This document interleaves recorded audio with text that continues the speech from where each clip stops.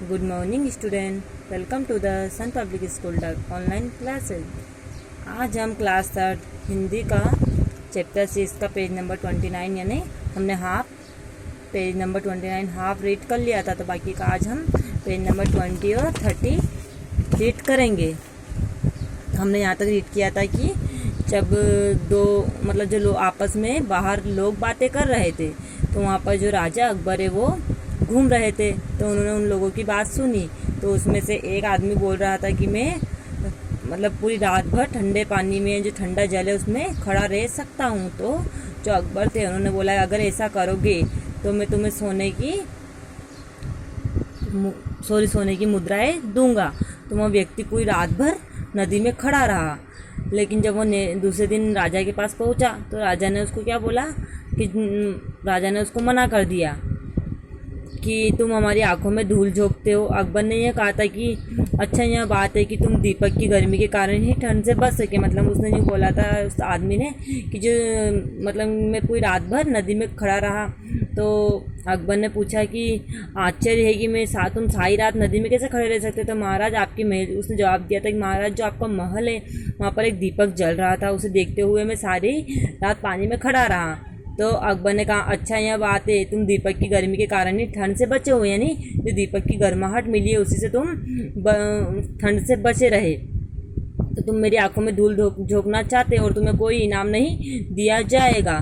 तो यह उस आदमी के साथ नाइंसाफी हुई। तो यह बात वहाँ पर बीरबल भी उपस्थित यानी मौजूद थे, तो उन्होंने यह बात सुन ली और वह उस आदमी को, यानी उसके साथ जो अन्याय हुआ, तो उससे वो आदमी को जो उसके साथ अन्याय यानी गलत काम में नाइंसाफी हुई, तो वो उसको न्याय यानी जो दिन भर खड़ा रहा उसके लिए उसको इनाम दिलाना चाहता था। तो उसने सोचा कि मैं इसकी सहायता जरूर करूँगा। अगले दिन बीरबल दरबार नहीं गए। दोपहर हो गई, अकबर को चिंता हुई।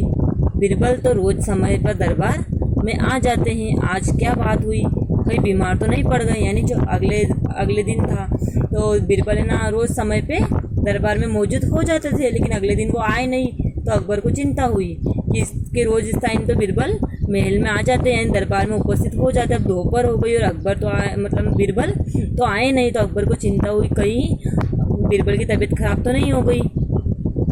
अकबर ने एक नौकर को पता लगाने भेजा। बीरबल ने नौकर से कहलवाया, हुजूर से कहना है कि खिचड़ी पका रहा हूँ। अकबर ने जब एक नौकर को भेजा तो बीरबल ने नौकर से यह कहा कि अकबर से कहना कि हुजूर मैं खिचड़ी पका रहा हूँ। हुजूर यानी महोदया मान्यवर, हुजूर से कहना यानी अकबर से कहना कि मैं खिचड़ी पका रहा हूँ, पक जाने पर दरबार में हाजिर हो जाऊँगा। मैं खिचड़ी बना रहा हूँ और पक जाने पर जो दरबार है उसमें आ जाऊँगा। हाजिर यानी आ जाना। शाम हो गई, बीरबल नहीं आए। अकबर ने अपने मन में कहा, आखिर क्या बात है, ऐसी कैसी खिचड़ी है जो अब तक नहीं पकी।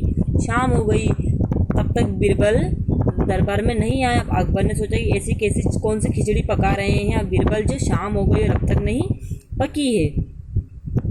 मैं खुद चलकर देखता हूँ। उन्होंने निश्चय किया कि मैं खुद जाकर देखता हूँ।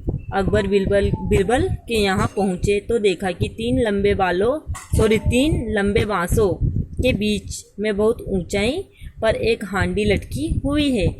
उस हांडी के नीचे ज़मीन पर थोड़ी सी आग जल रही है। यानी जब अकबर बीरबल के पास पहुंचे तो उन्होंने देखा कि तीन लंबे जो बांस रहते हैं उस पर बहुत लंबे लंबे बांस, उनकी ऊंचाई पर हांडी लटकी है और उस हांडी के नीचे ज़मीन पर थोड़ी सी आग लग रही है। थोड़ी सी ही आग लग रही है तो कैसे पकेगी खिचड़ी। बीरबल ने आगे बढ़कर अकबर का स्वागत किया। बीरबल जब महल आ रहे थे, जब बीरबल के पास अकबर आ रहे थे तो उन्होंने आगे बढ़कर अकबर का स्वागत करा। अकबर ने हैरानी से पूछा, बीरबल यह खिचड़ी कैसे पक सकती है, आग तो हांडी से काफ़ी दूर है, यानी ये तो हांडी तो बहुत ऊपर है और ये आग तो बहुत दूर है, तो कैसे पकेगी। बीरबल ने उत्तर दिया, हुजूर अगर वह आदमी महल में जलते दीपक की गर्मी के सहारे सारी रात यमुना के ठंडे पानी में खड़ा रह सकता है, तो इस आग से मेरी खिचड़ी क्यों नहीं पक सकती। जरूर पकेगी महाराज। तो बीरबल ने उत्तर दिया कि बीरबल की चतुराई से उसको पता था कि ये हांडी में ये हांडी ये खिचड़ी नहीं पकेगी। लेकिन वो अकबर जो बादशाह उसको ये समझाना चाहते थे कि उस आदमी को भी दीपक की रोशनी या सॉरी गर्माहट कैसे, मतलब वो दूर था, महल से बहुत दूर था, तो उसको दीपक की रोशनी से गर्माहट कैसे रहेगी। राजा ने उसको बोला तुम तो दीपक की गर्माहट के कारण ही उस पानी में खड़े रहे। तो बीरबल उन राजा को बताना चाहता था कि वो बेचारा ठंड में पूरी रात भर खड़ा रहा और उसे कोई गर्मी नहीं मौजूद हुई दीपक से, फिर भी उसके साथ अन्याय हुआ, तो उसको न्याय दिलाना चाहता था। तो उसने बोला अगर वहाँ आदमी महल में जलते दीपक की गर्मी के सहारे सारी रात यमुना के ठंडे पानी में खड़ा रह सकता है, तो इस आग से मेरी खिचड़ी क्यों नहीं पक सकती। जरूर पकेगी महाराज। अकबर अपनी गलती समझ गए, बोले तुम्हारी होशियारी, यानी अकबर समझ गए कि मेरी गलती थी, तो अपनी गलती को समझ गए। और अकबर बीरबल से बोले तुम्हारी होशियारी की हम दाद देते हैं बीरबल, तुमने बड़ी कुशलता से हमें हमारी गलती का एहसास करा दिया। कुशलता यानी बड़ी चतुराई से हमारी गलती का एहसास है ना अनुभव करवा दिया।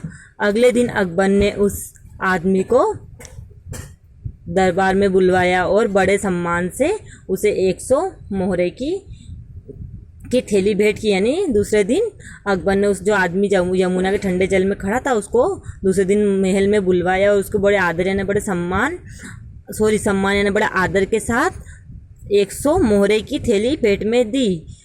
भेंट की उस आदमी ने अकबर और बीरबल को धन्यवाद किया और खुशी खुशी अपने घर चला गया। तो उस आदमी ने अकबर और बीरबल को धन्यवाद कहा और खुशी खुशी अपने घर चला गया।